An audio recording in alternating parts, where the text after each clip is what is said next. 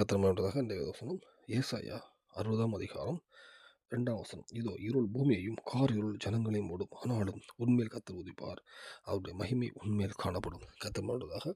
இந்த வசனத்தை பார்க்கும்போது உலகம் முழுவதும் இருள் இருந்தால் கூட உண்மையில் கர்த்தர் உதிப்பார் அப்படின்னு போட்டிருக்கோம்.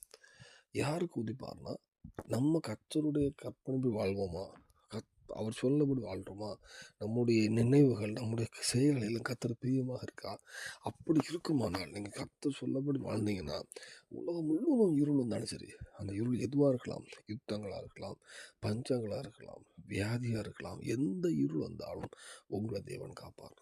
உங்கள் வீட்டில் தேவன் வெளிச்சமாக பிரகாசிப்பார். நம்ம செய்ய வேண்டிய கர்த்தர் பிரியமாக மாறுவோமானால், நம்ம இன்னைக்கு தண்ணி நம்ம இதாண்டிச்சு ஆண்டவரை, நம்ம ஒரு விஷயம் என்ற குற்றங்கள் இருக்குமானால் ஏதாவது மன்னிப்பு கேட்டு சரிப்படுத்தினால் கண்டிப்பாக. ஏன்னா உலகத்தின் அடையாளங்கள் எல்லாமே எல்லாம் கடைசிக்கு எதுவாக கடைசி காலத்துக்கு ஏதோ போயிட்டு இருக்கு.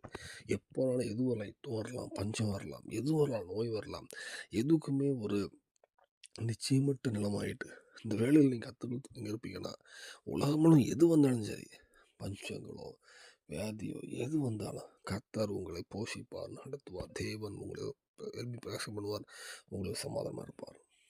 அதுக்கு அர்ப்பணிப்போம். தேவன் பூமியில் சாட்சி பரலோகத்தை ஆயத்தப்படுத்துவார். தேவன் கிருபை செய்வாராக. ஆமென்.